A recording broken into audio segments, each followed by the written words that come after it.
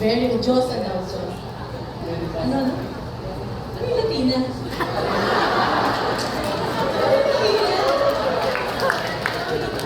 Common term po siya ngayon para sa pretty, like, maganda ni, po sa sobrang Latina, sobrang Latina.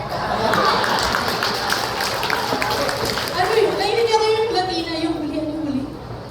Nega po. Neka. Akala mo punyeta. Ay, sorry. Monyeta?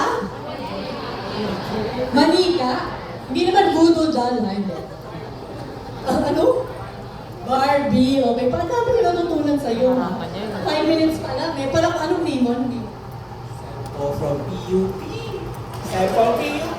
Seb. Seb. Seb from PUP. Ayan pala pangalan si Seb from PUP.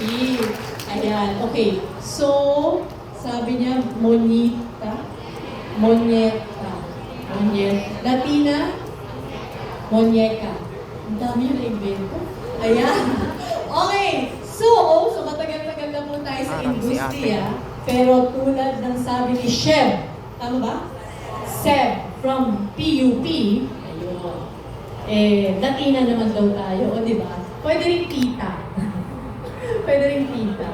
Okay. So, yung akin pong kwento ay, well, in telling you about my journey as a traditional journalist into a digital or multi-platform journalist and producer, I have to tell you about my story, diba? Sa ABS-CBN. Pero bago lahat, papakita muna natin ang video. Ito ay isa, kasi nisip ko, ano ba yung mga very memorable reports na nagawa ko? Naku, dami. Pero swerte kayo kasi yung henerasyon nyo, meron na kayong cellphone videos. Madali na mag-document yung inyong mga ganap. Nung ako po'y nagsimula, lapis at papel, may cellphone na phone, merong beeper. Alam niyo anong beeper? Anong beeper? Original text message po. Original text message dati. Naapektuhan ang Real Quezon ng pagyong si Yoyo. Maganda na ang panong dito kanina, kaya nga narating na natin ang Barangay Tigluan, isang sa mga isolated barangays dito sa Real Quezon. Dito nalibing ng buhay noong Lunes ang mahigit 100 residente nang matabunan ng landslide ang gusaling sinilungan nila. Matapos ang 6 na oras na pagsagapa sa pulikan at pag-akyat manaog sa mga trosong inanod ng baha, narating din ng ABS-CBN News Team ang Repador Building sa Barangay Tigluan. Ito ang bumulaga sa amin, mga katawang naipit pa rin sa gumulong gusali. 4 na araw na pero hindi pa rin namumuhay ang mga katawang nataon ng buhay dito. Dumating na ang rescue team na tutulong sa pagtugot ng mga bangkay. Sinusunog na ang 2 bangkay na ito, matindi na raw kasi niyang amoy. Kaya di na is-brave kung saan nilibing ang 25 bangkay na nabuhay. Marahil tanging ang bangkay na nakugod sa balutan ang mga paglalawan ng lagim ng mga nalibing na buhay sa gusaling ito.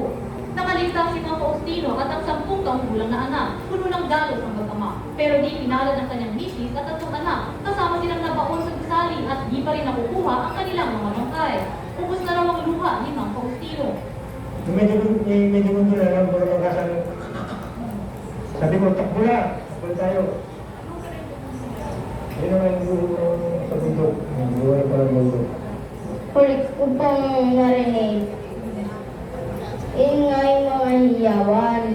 Tapos, ako, nakapunta na ako dun sa bubong ng building. Si Lola Ana wala pa rin tigil sa pag-iyak, kasama ang kapatid niya at ang buong pamilya nito na nalibing sa gusali. Di rin nakaligtas ang bahay at lahat ng ari-arian ng kapatid niya na unang lahat ng landslide. Ted, ang panawagan ng mga taga-barangay Tigluan ay ang makapagpadala ng heavy equipment sa kanilang lugar para naman matibag na ang gusali, maugot na ang mga bangkay at nang mabigyan na sila ng maayos na libing. Ted? Salamat, Jean Castañeda. Live pa rin po mula sa Real, Quezon. Ilan taong kayo? Baby pa kayo? Ilan taong ka na, Justin? Ha? Hindi noon, 2004. Yeah. You start off as a police reporter. And then, nagiging general assignment. So, yung mga bagyong ganyan, sa general assignment yan pumupunta. And then, along the way, you get promoted or you get assigned to different beats. So, yung ultimate apex of your career is political, the political beat. So, when my team got to Quezon sa Real, well, blessing na may tuturing kasi nagsara yung langit, no? Dumating kami dyan, naka-helicopter.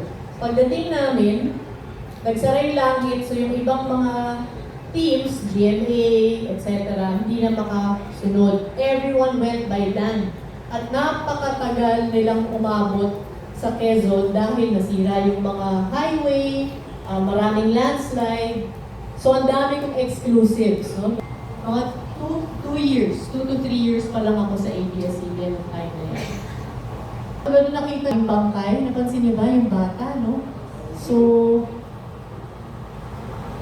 yan yung kauna-unahang pagkakataon na pinakamaraming bangkay akong nakita. I think hanggang ngayon, no? Kasi, well, except for Tacloban, pero napakaraming bangkay.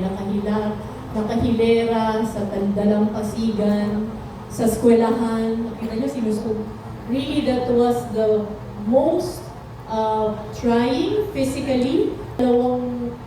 Halos 2 linggo kami doon. Tutulog kami sa covered courts ng eskwelahan kasi nga, slide, so walang kuryente, buti na lang nung nag-helicopter kami, may mga dala na kaming pagkain, mga